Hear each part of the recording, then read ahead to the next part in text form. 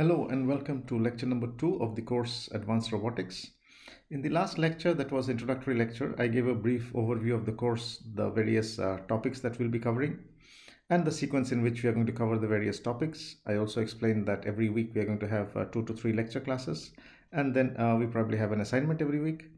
Now today we move on from the introduction part where I explained the very basics of robotics, where the word robot came from, where the word robotics came from, and the 3 generations of technological advancements that we have had, which has led to the current state of robotics that we have today. And then from there, we'll move on very quickly today to the actual course, or the actual topics that we have listed in the course. That is, we'll start off with joints, work volume, then we'll go on to transformations, the various kind of transformations that are there. Okay, so today we'll move on to the next lecture, which is lecture number 2, that is robot joints and work volume.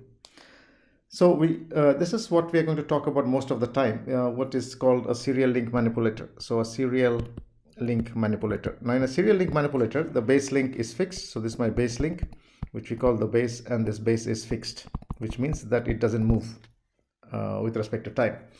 Now these are various links. So these are the links, and the links are connected to each other by means of joints.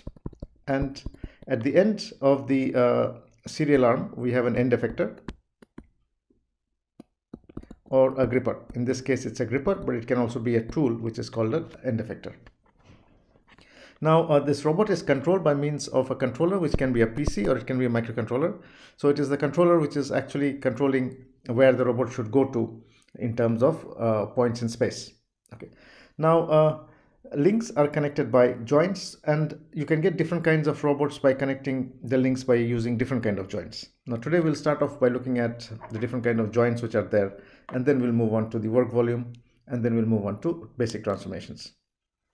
Now before we proceed, let's look at a few definitions. The first is this degree of freedom of a rigid body. Now this rigid body is a freely floating body in space. For example, if you can imagine that this is a cube or a cuboid, and this is freely floating in space, then this body can move in different directions. So we are trying to find out what are the various motions that this body can have. Now before we do that, we have to define what we call an axis frame. So I have to define an axis, and let me say that I fix my axis in the center of the body. I say this is my x-axis, okay, that's my y-axis, and this is my z-axis as per right hand rule. Okay, now on this axis system, the object can move. What are the various motions that it can have? It can translate along the x-axis, y-axis, or z-axis. So it has 3 translational degrees of freedom. Okay, so this has 3 degrees of freedom. Now it can also rotate about a particular axis, and hence we can have the rotation degree of freedom. The rotation degree of freedom, it can rotate about x, it can rotate about y, it can rotate about z. So it also has 3 degrees of freedom, which are basically for rotation. So this is translation, and this is rotation. So in total, a freely floating body has 6 degrees of freedom. Okay, that basically means what motion it can have along which axis. Now we are talking about 3D Euclidean space, and I'll come to this as we go along. So in 3D Euclidean space, this object which is freely floating can have 6 degrees of freedom. Okay, now let us look at the various joints which are there. So the first joint or the first type of joint is called a prismatic joint. Now if you look at this prismatic joint, it is like a rectangular section. It has a rectangular piece which is mounted on a rectangular shaft. Okay, so the cross section here is a square or a rectangle. Cross section here is also a square or rectangle. Now as it is very clear that this, because it's a rectangular cross section, now if I consider this to be one link, let me call this one link, this is another link. Okay, then number 2 cannot rotate about the axis 1. Okay, so if I consider this to be my axis, okay, then this part cannot rotate like this because it's a rectangular cross section, which is very clear. However, this part can move up and down. Okay, so it does not have a theta or a rotation degree of freedom, but it only has a linear displacement or a linear degree of freedom. And this is my variable distance, which is x. And this is a 1 degree of freedom system, which we call a prismatic joint. Okay, so this has 1 degree of freedom. What is the degree of freedom? It's a translating degree of freedom about the axis. Which axis? This is my axis now, and it has 1 degree of freedom. This is called prismatic. In short, it is called P. So this is a prismatic degree of freedom, and this joint is called a prismatic joint. The second joint is called a revolute joint, as shown here. Now this is a cylindrical part, so you can imagine this to be a cylindrical part which is mounted on a cylindrical shaft. Now there is a stopper here, so there is a stopper. Now the stopper prevents this part from coming down. Okay, so it is there is a kind of stopper there. Now in this particular case, which is my axis? This is my axis.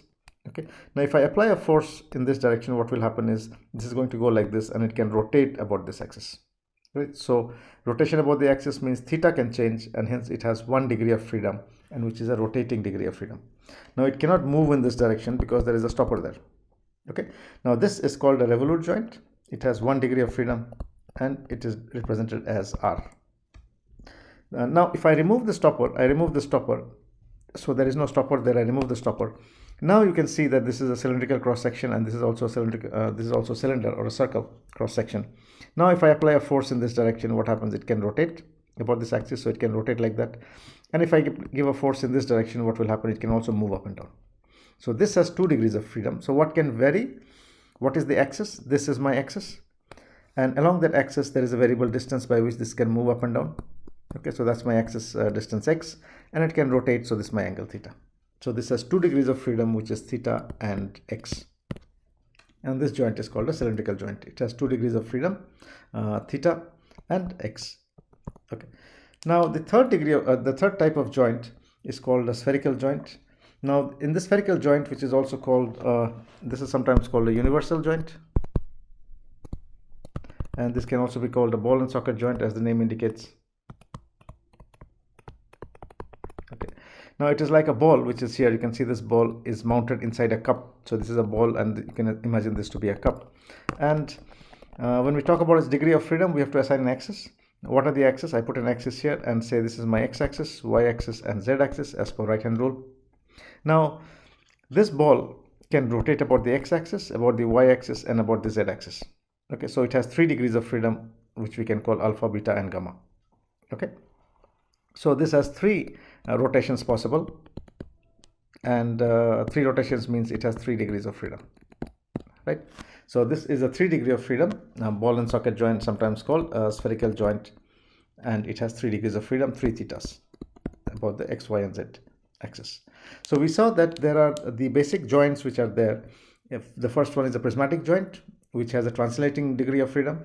Okay, the second one is a revolute joint, which has a variable angle theta. The third is a cylindrical joint, which has a variable distance which can move up and down, and it has an angle theta. So it is x and theta, which has 2 degrees of freedom. So this has 2 degrees of freedom. This fellow only has 1 degree of freedom. And the fourth joint that we have seen is the ball and socket joint, which has 3 degrees of freedom. So there are 3 thetas. Okay. Now, by making a robot using different kind of joints, you can get different kinds of robots, right? So we'll look at different kind of robots which can be made by using these different kind of joints. So the joints are essentially used to connect the various links, and in a serial chain, the base is fixed and the end effector is the one that is freely moving in space. Okay, and hence it is called a serial arm. Now, before we proceed further, let's have a look at, let's try and understand this and try and answer this question, that how many of degrees of freedom must a robot have? Now it depends on the task. Okay, so if a robot is made up of 3 revolute joints, then it will have 3 degrees of freedom. Okay, now so how many degrees of freedom must a robot have? It depends on the task. Now what task are you trying to do? That is one what is going to govern how many degrees of freedom the robot should have. Let's try and understand this very clearly. So if you want to pick up an object from a table, how many degrees of freedom do you need? Suppose I have a table here. Okay, this is my table. Let me draw a bigger table. So we have a bigger table here, and on this table I have put an object. Okay, so I have put an object which is here, and this object is lying flatly on the table. Now I want to pick up this object from here, move it like this here, and bring it to this position and put it like this. And let's say this is my object here. I have moved the object. It is lying flat on the table. How many degrees of freedom do I need? Okay, so this is a question that we'd like to answer. That I have an object which is a cube or a cuboid which is lying on a table, and I want to pick it up and put it in some other orientation. How many degrees of freedom do I need? So how do we answer this question? Suppose I'm going to design a robot or build a robot which has to do this task. So the first thing that we need to do is to fix our axis. So let's say this is my axis, this is my axis X direction, this is my Y direction, okay, and this is my Z. Y3 axis, how do we choose directions? I'll explain as we go along, but this is just for basic understanding, X, Y, and Z as per right hand rule. Now, what does catching an object and moving it and putting it somewhere else mean? So it basically means that you have to go and catch the object. Now, if you imagine that you have a robot which has degrees of freedom like this, and you at the end effector there is a gripper. Okay, this gripper will have to go and catch the object. So it basically means the robot will have to place his fingers, one here and one there, like this. Okay, so it has to catch at these 2 points, 1 point here, 1 point there. Okay, now what does that mean? That basically means it should be able to access or catch the object in at this point and that point. Now what does that mean? That means it needs, and the object could be anywhere on the table, so it basically needs 2 degrees of freedom. It needs to move along the x-axis, x direction and y direction. So any point on this table here, okay, has an x and y coordinate. So to be able to position this finger on any point on the table, let us assume that the robot is catching the object right at the bottom, and this point is at the on the surface of the table. Okay, let's assume that. So at this point xy, this xy can be anywhere on the table. So it basically means the robot end effector has to move in the x direction, which is this direction, and this is the y direction. So it needs 2 degrees of freedom. Okay, so there is 2 degrees of freedom there. Now, after catching it, the object has to be moved up. Okay, the object has to be moved up like that. Moving up means it has to move upward, means it has to move along the z-axis. So there is a plus z there, so you need 1 more degree of freedom along the z-axis, right? So once you need 2 degrees of freedom for positioning the finger on the table, you need 1 degree of freedom for moving upwards. So you move the object, after catching it, you move it upwards. Now the object is coming this way. Now this is again x and y. So x and y is already covered here. So xy is covered there. Now you bring it down. Bringing down means minus z. Okay, so which is already covered here. We said a plus z. So x, y, and z are already taken care of. Okay, so there is 3 degrees of freedom. We have x, y, and z. So motions along x-axis, y-axis, and z-axis. Now, is that enough, or do you need another one? If you think a little bit, the robot would have to catch the object either like this, or in some other orientation. The object could have any orientation. Okay, so it could be positioned this way also. Okay, that means you should be able to change this angle of the gripper, which is called the roll angle. So you need 1 more degree of freedom just to be able to place your fingers along the orientation of the object, and hence you need 1 more degree of freedom, which is the theta at the wrist. So this total would mean 4 degrees of freedom. So if you want to catch an object which is kept on a table and you want to place it at another location on the table itself, then you need 4 degrees of freedom. Now, if you think a little bit, suppose this object was a cylinder like this. Okay. Now, in that case, if you want to catch this cylinder using 2-finger gripper, then we can catch this using a 2-finger gripper by placing 1 finger here and another finger on that side. I'm assuming this is my point xy. Okay, this is my gripper. But because this is a circle or a cylinder, on a circle you can catch it along here, you can catch it along here, you can catch it along here. So the orientation, this orientation does not matter, which means that you don't need this theta because it's a circular object. Similarly, if you were to catch a ball, if I keep a ball on the table, to catch the ball you can place your finger any way you like. So this theta is not required for objects which have which are symmetric about an axis. Okay, so you still need xyz because you need to place your finger there, and you need to, after catching, you need to move up and move down, so you need a z. So in such cases like a cylinder, a ball, you need only 3 degrees of freedom. Which degree of freedom you don't need? You don't need that rotation degree of freedom because it's a symmetric object. Okay, so the minimum you require for symmetric object is 3, and in general we say it is 4. Now let's assume this to be a table again, and on this table I have kept a box, but this box is making an angle like this. So this is a box, okay, and this box is making an angle alpha with the surface of the table. Now to catch it, if you can imagine, now to catch it, what you can do is you need to catch, you put your finger like this. Now please note this finger, now this axis of the finger, this of the gripper will start making an angle alpha also now. Okay, so this basically means that in the previous example, if you note, the gripper was exactly, it was perpendicular to the surface of the table. Now it is not perpendicular to the surface of the table, but it's making an angle. How much angle? Angle alpha. So in order to make that, you need one more degree of freedom, which is alpha now. Okay, that means you should be able to rotate like this, plus you need to make this angle. So it is x, y, z, theta, which is this one, and there is an alpha, which is this. So how much is this? This is 5. Okay. Now suppose I keep an object on the table which is making 2 axes. Okay, one is this alpha, and let's say alpha is with respect to this axis. Okay. This is my alpha. Okay, now it is making alpha and it is making beta along the other axis, so it has 2 axes now, plus there is a theta here now. So this would mean that you're placing the object making an angle, making 2 angles with the surface of the table now. That I hope you can imagine. Now how many degrees of freedom would you need? You need x, y, z, you need theta, you need alpha, you need beta, that is 6. Okay, so in general, a general purpose robot, in general, we need 6 degrees of freedom, and you understand why this 6 degree of freedom is required and where it comes from. Okay, so a robot in general has 6 degrees of freedom to be able to catch an object and place it in any orientation. So these 3 are position degrees of freedom, these 3 are orientation degrees of freedom. So in general it is 6, and the minimum normally we require is 4, 5 or 6. And I hope you understand very clearly, you're able to correlate a degree of freedom and the task that we are going to perform. Okay, so let's move on now, and let's come to the first kind of robot, which is made up of prismatic joints. So if you're going to make a robot using prismatic joints, prismatic joint we have just studied, it has 1 degree of freedom and it's a translating degree of freedom. So this Cartesian robot has 3 prismatic joints and it has 3 degrees of freedom. So 3 degrees of freedom and 3 prismatic joints. Okay. Now, now this is the side view of the robot. This is the top view of the robot. I hope you can imagine. So these are prismatic joints, so they have linear degrees of freedom or linear motion.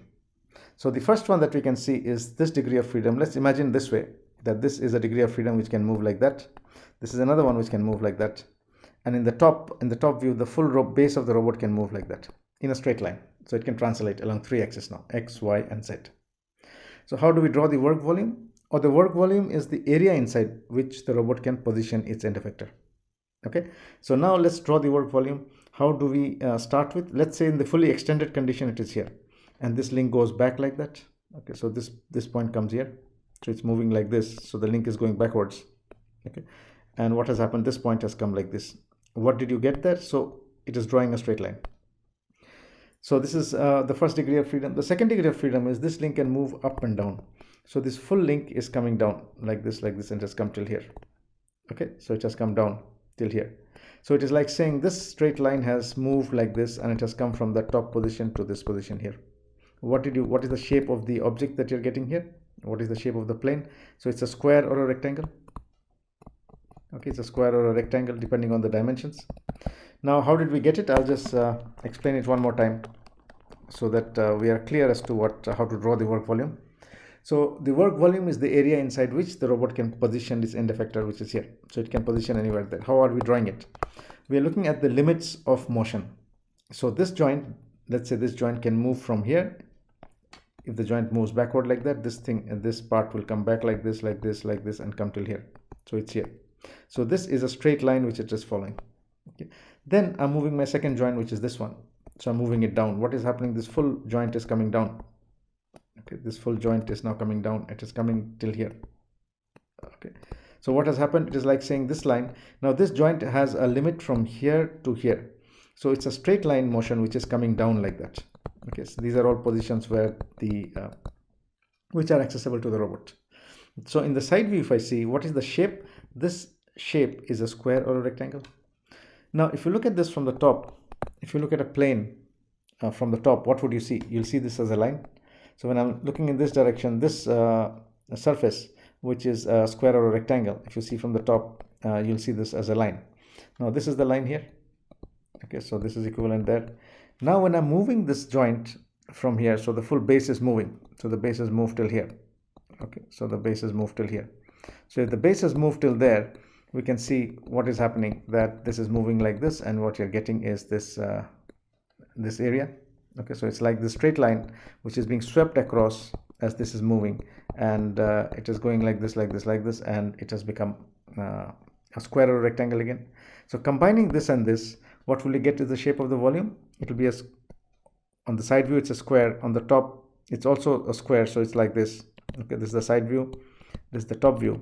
So in terms of a volume, it will be a cube or a rectangle. So a cube or a rectangle. Okay, so inside this cube or rectangle, the end effector can be positioned at any point inside, and this is called the work volume.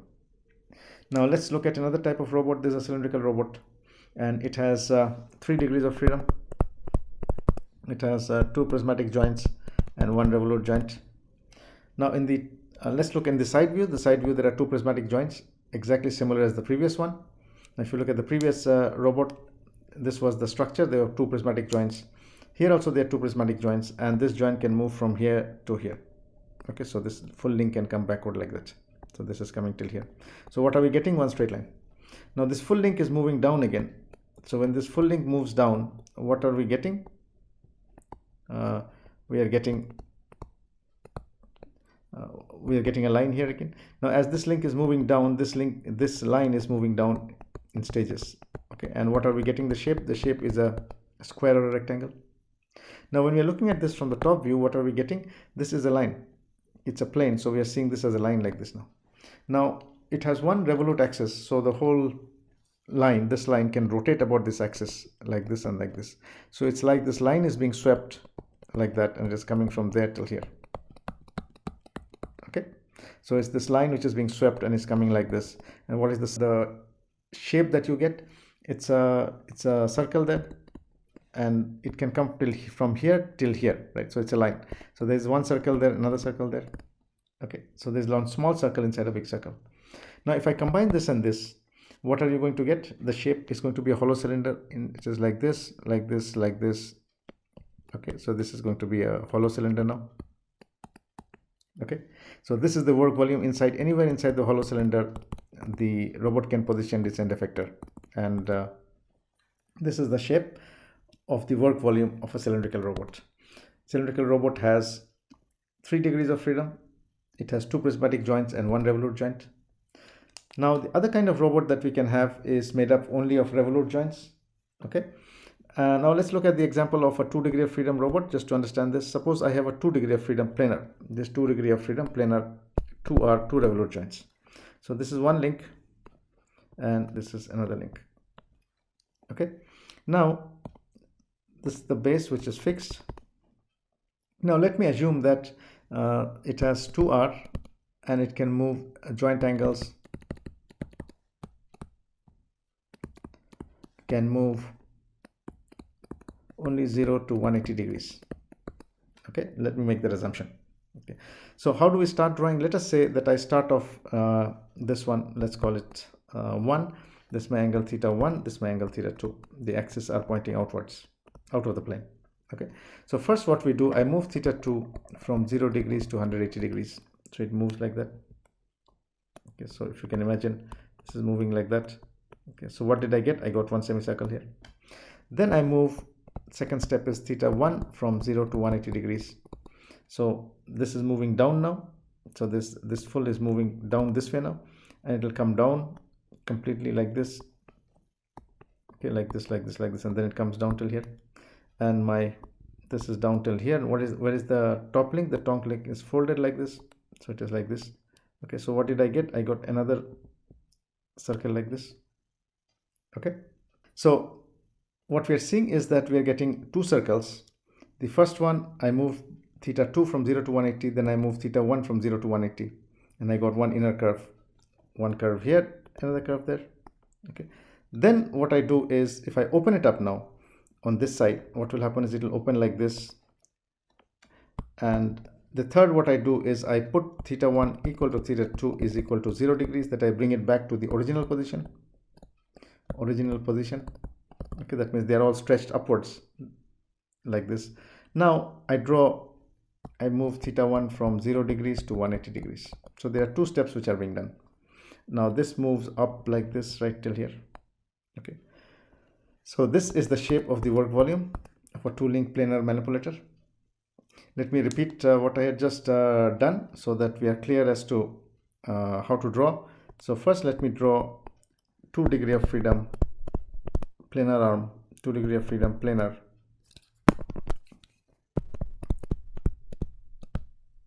Okay, so first I have here, and then I have this one. Okay, now it has 2 degrees of freedom, theta 1, theta 2. So what the first step that I do is I move theta 2 from 0 degrees to 180 degrees. What do I get? I get this curve like this. So it has become on the back side like this. Okay, so at every location it is like this. You can imagine that. Let's come like this and become like that. So I got one curve. Then what I do is I move theta 1 from 0 to 180 degrees. Okay, so which means I'm moving this one now. This is my theta 1. So what is happening is this is moving, it is going like that, like this, and every point it is like this. Okay, so it is like this. Okay, so what did we get? We got another curve like that. So we have one curve here, another curve, one curve here, and second curve there. Then what I do is I straighten both of them. Straighten theta 1, theta 2, make it equal to 0. So what is happening is I bring it back to the original position. Let me draw it here again to start off with. So I straighten it out like this and like this. They are straightened. Then I move theta 1 from 0 to 180 degrees, keeping theta 2 fixed. So what will we get? We'll get one big curve like that. Okay, so this is the big curve that I'm getting. Okay, so what is the big curve that I'm getting? The outside curve is this curve. Okay, so which is equal to L1 plus L2, which is L1 is here and L2 is there. So now if I open this small theta 2, what will happen? I'll get one curve like this. So basically this is the shape of the work volume for 2 degree of freedom manipulator. Okay, so you straighten it out and then move theta 1 0 to 180 degrees to get this outer circle. So if I combine this one, the blue color one and the red color one, what I get is this shape. So that one circle, another circle like this, and this. So this is the shape of a 2 degree of freedom planar arm. Now something that we note here is that if there are 2 degrees of freedom, we are getting 2 circles on the inside and 1 circle on the outside. Okay, so if I have 3 degree of freedom system, this is an articulated manipulator, 4 degrees of freedom. Okay, 4 R's. What are the 4 R's? The first one is here, second one, third one, and the fourth one is on the top view is shown here. Okay. Now let's look at the side view and start. So how did we start drawing? There's one link here, another link here, another link there. So first I get one small curve. There's one small curve here. Then I get another curve, and then I get the third curve. Exactly the same way I drew for a 2 degree of freedom system. In the case of 2 degree of freedom, what did we do? We were fully stretched. I first moved the second joint here. I moved it like that. Then I moved this joint, it became like that. So I got 2 curves. So here what am I doing? I'm moving this one first, I'm getting one curve. Then I'm moving this one. So this has come like this now. Then I'm moving this one, I'm getting one more curve. Okay. Then I'm moving this one, which I'm getting the third curve. So there are 3 curves because there are 3 degrees of freedom. On the outside, what do we get? We get this curve now. Suppose I move only this joint by 180 degrees, then I'll get this curve. So anywhere inside this, the manipulator can go. Anywhere outside, it cannot go. Okay, so inside here, it's okay to go, but outside, it cannot go. Okay. If you look at this from the top side now, what you're going to see is you'll see this as a line. So we're going to see this as a straight line. This surface, although it has this shape, from the top when you see it's a plane. So if you look at a plane from the top view, irrespective of the shape, you'll see a straight line. So this is a straight line now. Now this straight line can be rotated in this direction or in that direction. So basically what we're getting is this. Okay. So this is what we're getting in the top view. So if I join this and this, what will be the shape of the volume I'm going to get? The shape of the volume I'm going to get is going to be a sphere, okay, with some sections which are cut out inside, something like that. Okay, so this is spherical with hollow sections inside. Okay. So we have seen that by connecting links by different kind of joints, we can get different kind of robot structures. For example, Cartesian we can get cylindrical, then we can get articulated robot, and we can also get this is the fourth kind, which is called SCARA. Now in this SCARA, which stands for Selective Compliance Assembly Robot Arm. So this is Selective compliance, assembly, robot arm.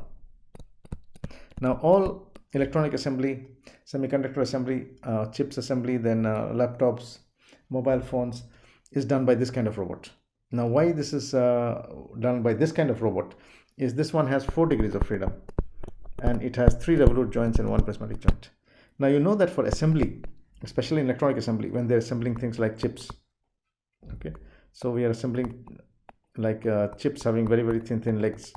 So what is going to happen is that you have to assemble this in the motherboard. In the motherboard there are these fine holes are there, okay, and exactly the chip legs has to be inserted into the hole in straight line motion. Okay, now because you need this straight line motion,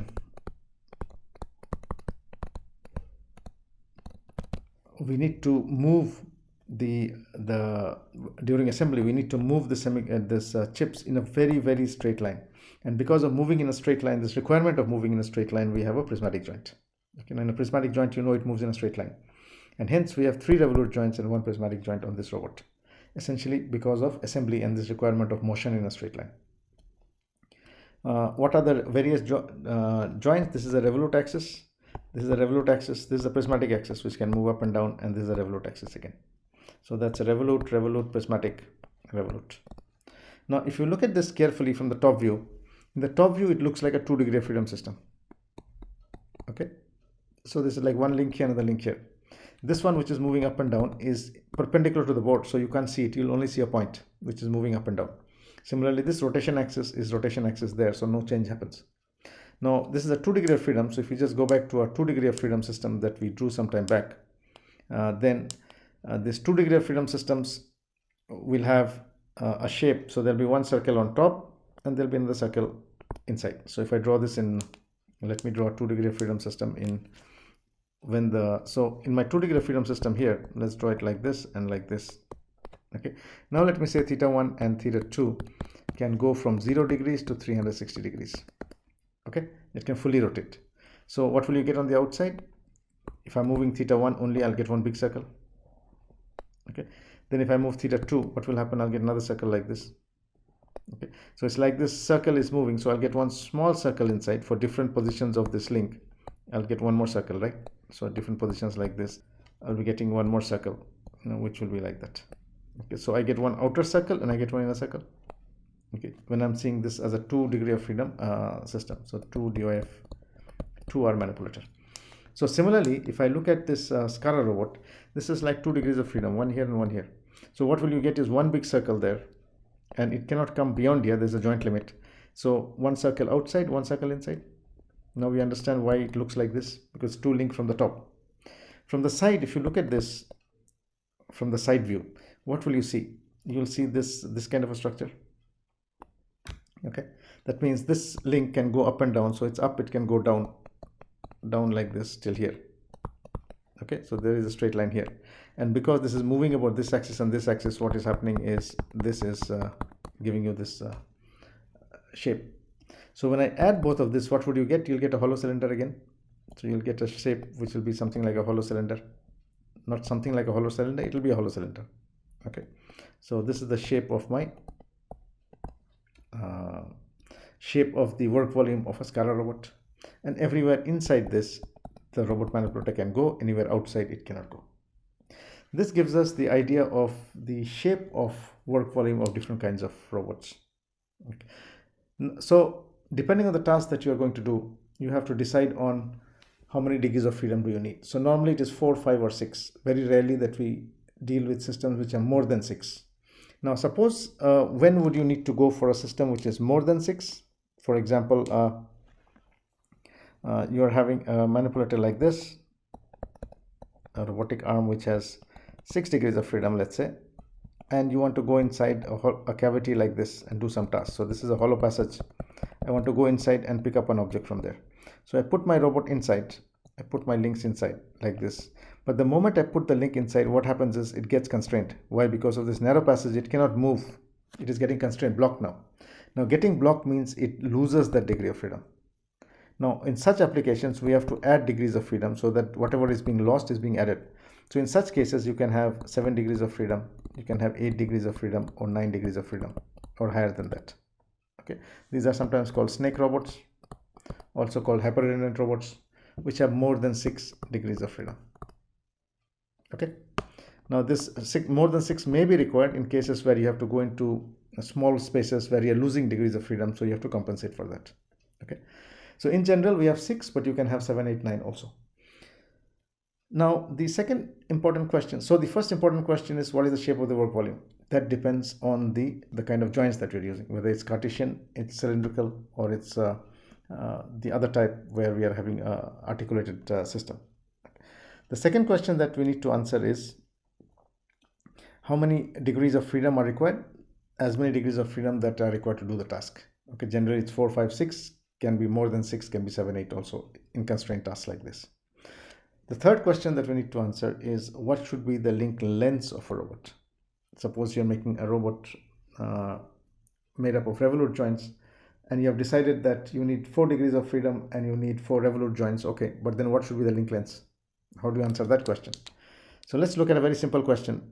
Let's consider this to be a 2 degree of freedom, okay, planar, 2 revolute planar system. Okay, so let us draw 2 revolute axis. So there's theta 1 and there is theta 2, and it has 2 revolute axis. Okay, now I'm asking the question that what should be the link lengths, L1 and L2. What is L1, L2? This is L1, this is L2. Okay, so these are the two link lengths, L1 and L2. What should be L1 and L2, or what is the ratio L1 by L2 should be equal to how much? Okay, so how do we answer this question? So we can answer this question by saying that the link length should be such that the work volume is maximum. Okay, so the link lengths L1 by L2, this ratio should be such that the work volume is maximum. So what is the work volume of this? The work volume of this will be something like this. Not something like this, it will be like this. So this is folding backwards like that. So there's another small circle there. So everywhere inside there is the work volume.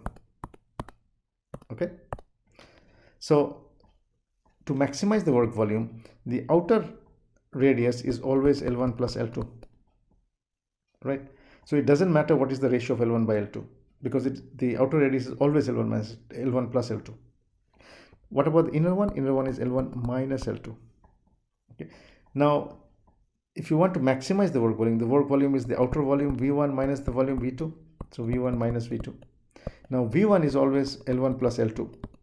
The radius is L1 plus L2. So there's, irrespective of the ratio, it is always L1 by L2. So it doesn't matter. What about V2? Now V2 is L1 minus L2. So if you can make L1 minus L2 equal to 0, it basically means that this circle will come here and it will become a point. I hope you can imagine. If L1 and L2 are equal, let me draw it here.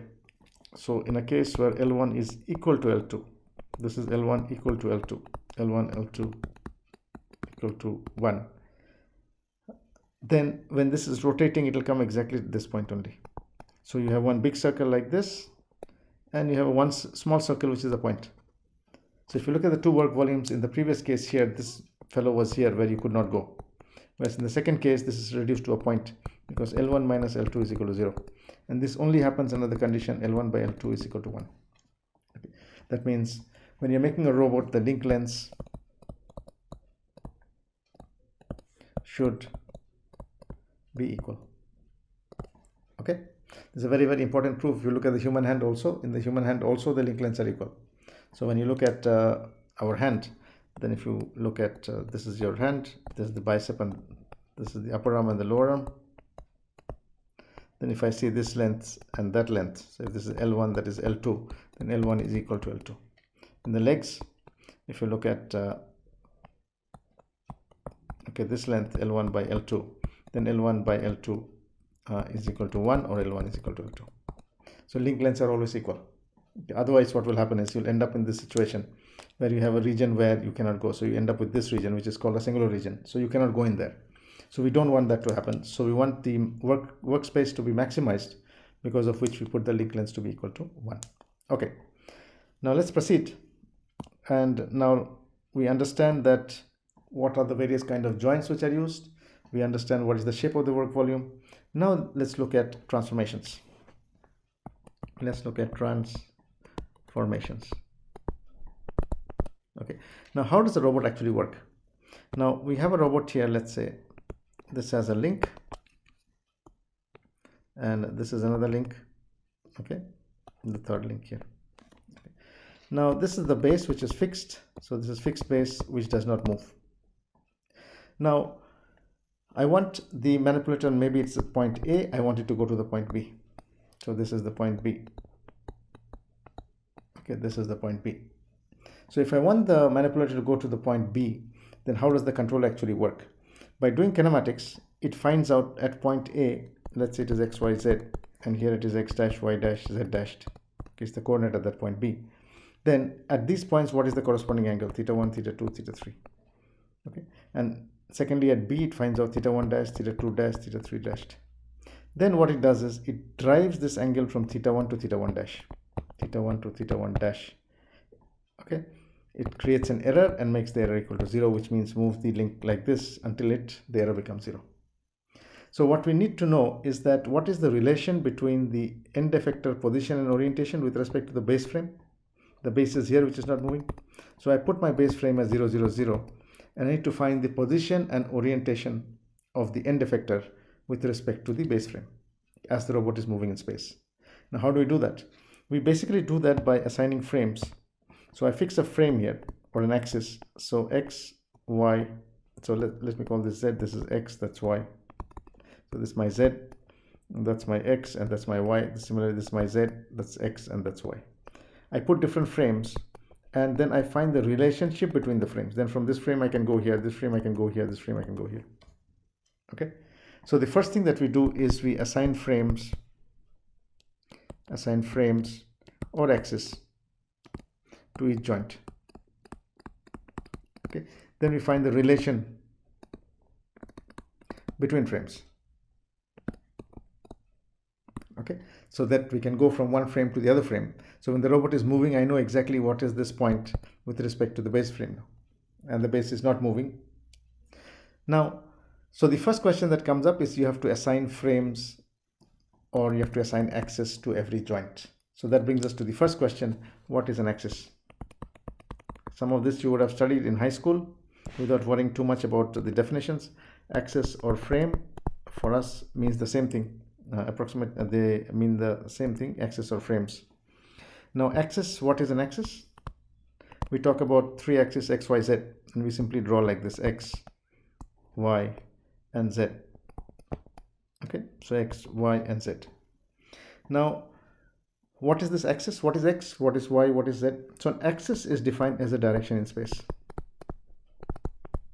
Direction in space along which measurements are made.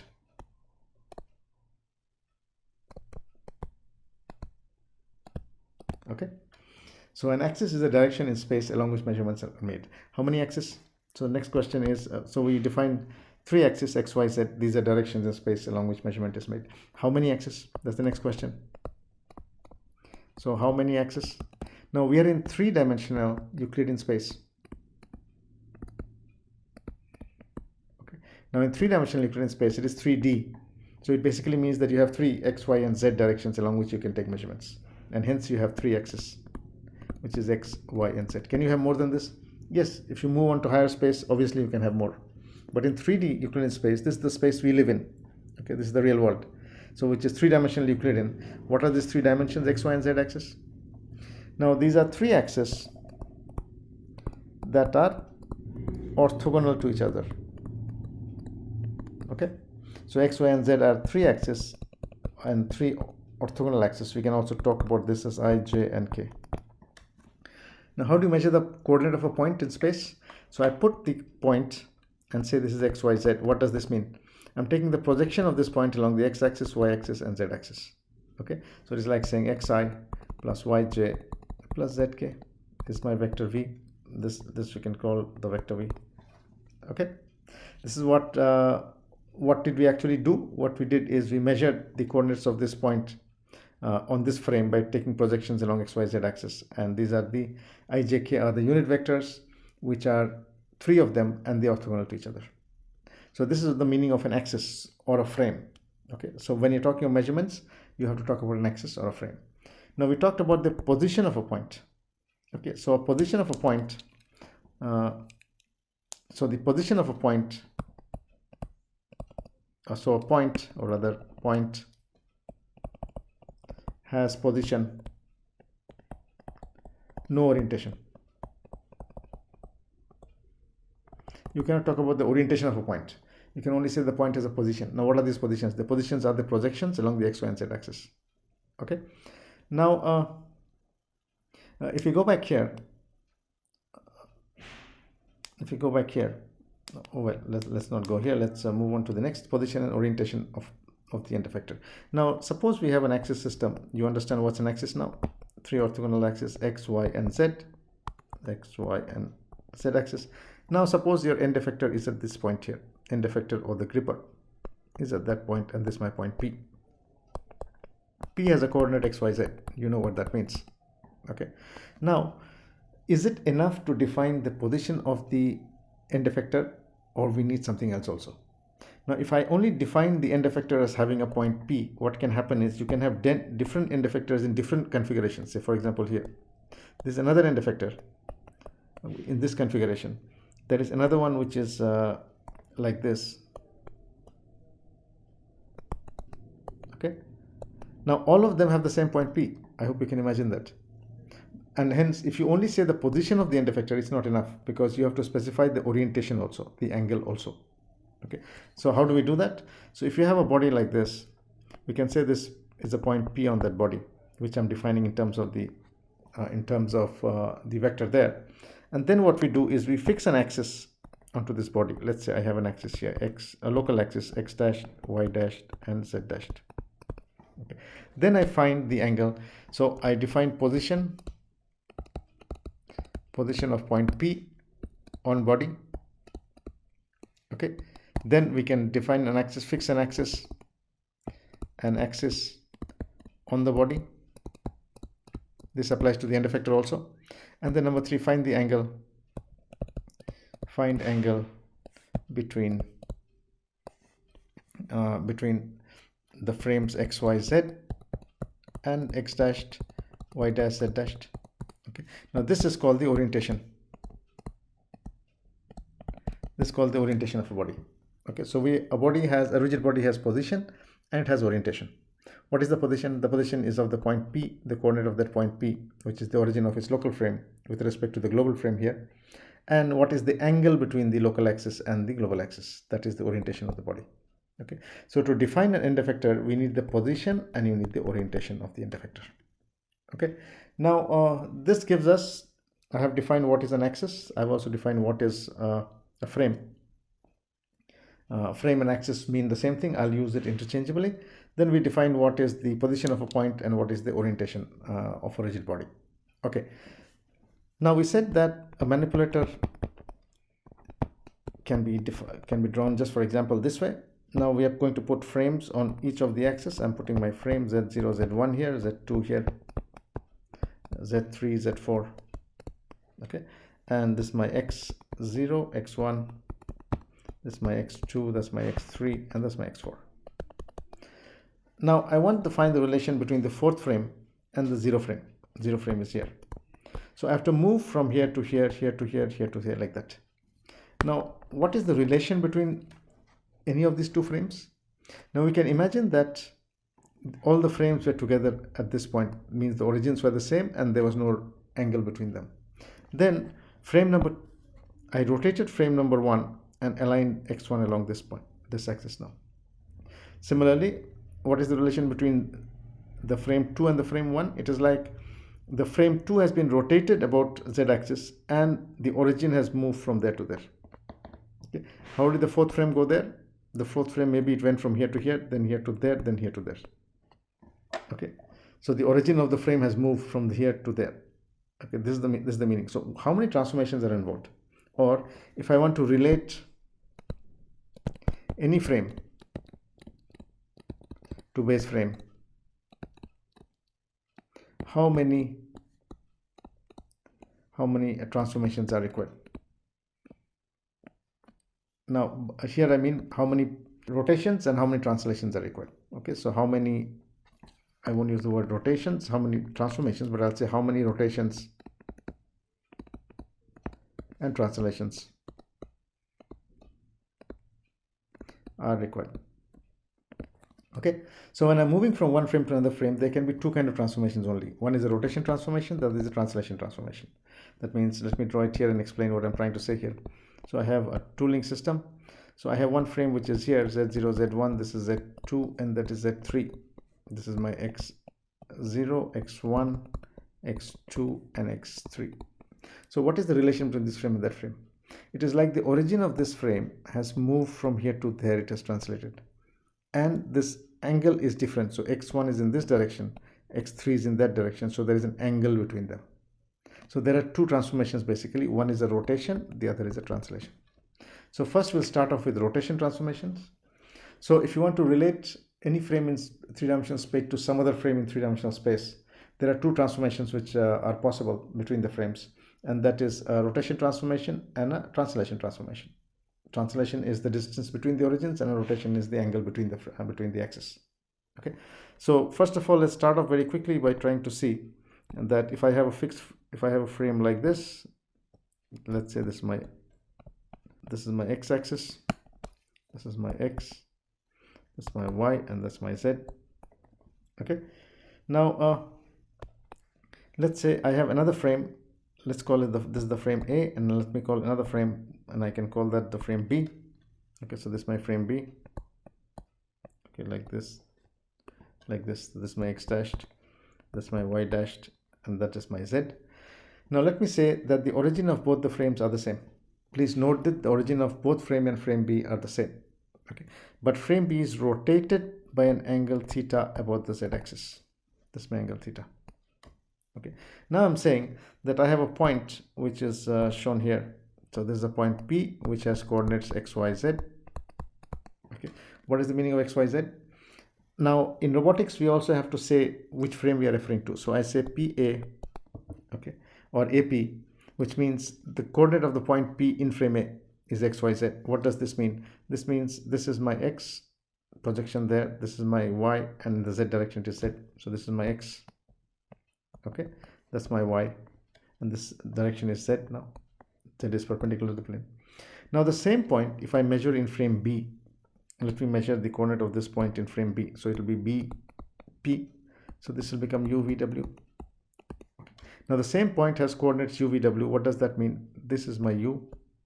Okay, that is my V, and W is in that side.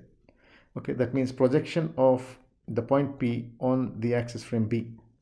Now A frame and B frame have an angle between them, and hence XYZ will not become equal to UVW. Okay, if there is no angle between them, then they're same, not otherwise.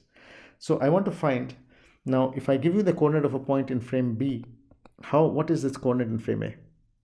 Why this is important, or why this is required is, this is a frame. Suppose I give you the coordinate of that point P as XYZ, some numbers. I want to find what is this coordinate in the base frame. Everything has to be on the base frame, okay? And hence I need to find out the coordinate of any point in a rotated and translated system with respect to the base frame. Because the base is not moving, then I know exactly what is the relation between the frames with respect to the base. Okay, so geometrically, let's make a very small geometrical construction. I complete this and I complete this there. Okay, this is my angle theta, so this is also my angle theta. Okay, now geometrically, what is the relation between XYZ and UVW? That's what I want to find out. Okay, we know these lengths which are marked here. So what is x equal to? So x is this distance, x is that distance, this is my x, right? X is equal to u cos theta. What is the total length here? This is u cos theta. Okay, this is theta, this is u, and this is the theta. Okay, so x is equal to u cos theta minus v sin theta. Okay, where is v? This is v, and what is v sin theta? This is my v. So this is my v sin theta, that is v sin theta. Okay, so u cos theta minus v sin theta. Okay, so this distance is equal to this distance, which is equal to v sin theta. Similarly, y is equal to, what is y? y is this length, this full length. What is this equal to? It is equal to this much plus that much. What is this much? This is equal to u, this is equal to u sine theta. Okay, this is equal to u sine theta. Okay, this is equal to u sine theta plus this much, which is equal to v cos theta. So this is theta, so this is equal to v cos theta plus v cos theta, right? And what is z equal to? Z is equal to w. So geometrically, please make this construction and try to understand how did we get this relation. So I can write this in matrix form and write x, y, z is equal to cos theta minus sine theta cos theta 0, 0, 1, 0, 0, and this is my u, v, and w. Okay, so cos minus sine, sine cos, this is called the rotation matrix, and we define it as rotation matrix by an angle about rotation about z-axis by an angle theta. Okay, now this, please derive this rotation matrix by yourself. It's very easy to understand once you understand. Okay, geometrically it's very easy to understand how did this, what is the relation, how did we get it geometrically. So if I write it here, x, y, z is equal to cos, in short I'm writing cos theta minus sine theta, cos theta minus sine theta cos theta 0, 0, 1, 0, 0, and this is u, v, w. This is called the rotation matrix r, z, theta. This is a 3 by 3 matrix. Okay, now it has a lot of important properties. Now the properties are that this is my x, y, and z. This is x, y, and z. This is B frame, and this is my B frame, and this is my A frame. Okay, now each of these columns, the mod of these columns is equal to 1. Okay, you can see that the mod of x is equal to mod of y is equal to mod of z is equal to 1, and the determinant of this matrix R is also equal to 1. This is called a proper orthonormal matrix. Okay, so this matrix is called a proper orthonormal matrix. Now more importantly, why is this equal to 1? Because we have seen that the axes are unit vectors. Okay, now they are unit vectors and they are orthogonal, and hence x dot y is equal to x dot z is equal to y dot z is equal to 0. So there are 3 conditions here, 3 conditions here. So there are these 6 constraints which are there. Now this basically means that because it's a proper orthonormal matrix, R inverse is equal to R transpose. Okay, so please remember these things. So this is my rotation matrix, rotation about z. You can also find out the rotation about y and rotation about x in terms of, let's call this alpha, and this is beta. So you can derive it exactly the way I derived it here. You can rotate once about x, and then you can rotate about y, and then you can see what is the matrix look like. And so the matrix, this is my r x theta, or let's call it rx alpha. This will be equal to something to note here also very quickly is that about the z-axis there is no change. So that is 0, 0, 1, 0, 0, 1. So this basically means that z is equal to w. Why did that happen? That happens when we are rotating about z-axis, there is no change on the z coordinate. Okay, there is only change on the x and y coordinates. Okay, so it's very easy to write this matrix. X is going to be 1, 0, 0. So if you're rotating about x, there is no change on the x coordinates. So cos minus sine, sine cos. Okay, our y, let's say beta is equal to, it is rotating about y axis. So about the y axis there will be no change. Okay, so that is cos minus sine, cos sine, sine cos.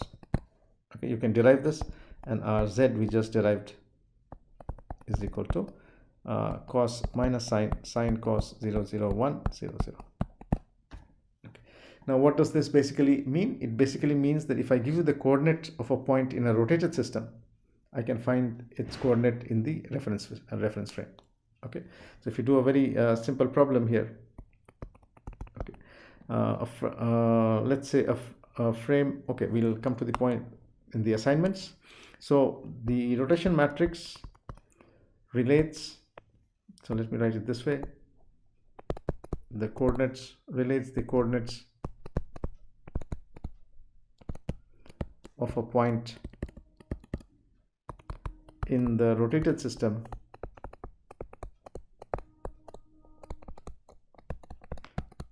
to the reference system. Okay, so if I give you UVW, you can find what is XYZ. Okay, this is in frame B and this is in frame A. Okay, so suppose frame, so B is rotated by 60 degrees about Z axis of A.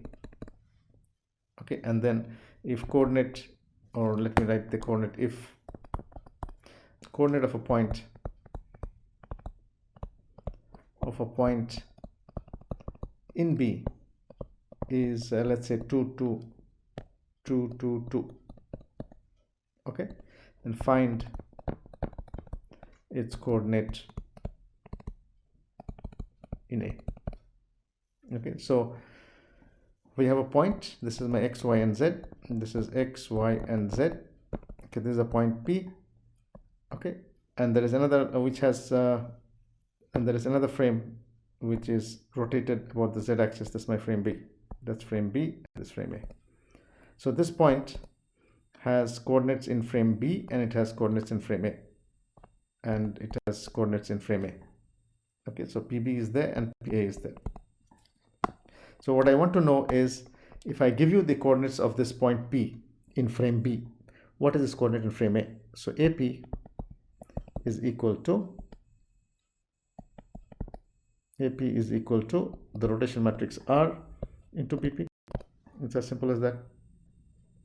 Okay, so what I need to do is just take,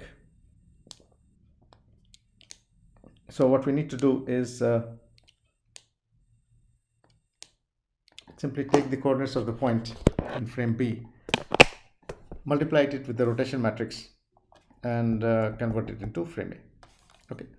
Okay, so we will stop today. We have just covered the various joints which are there. We have covered the various kind of joints, the different kinds of then we have looked at the rotation matrix. We defined what are the various matrices which are there. We just defined the various definitions of axis. Okay, so today we'll stop here.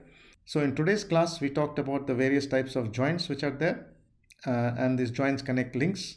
So by using different kind of joints, you can get different kind of robot structures like Cartesian, cylindrical, and then we also saw how to draw the work volume of these various kinds of different kind of robots.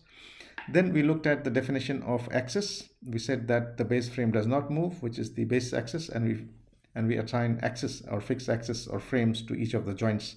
And when the robot moves around, we find the relation between the axis. Okay, then we know what is the position orientation of the end effector with respect to the base.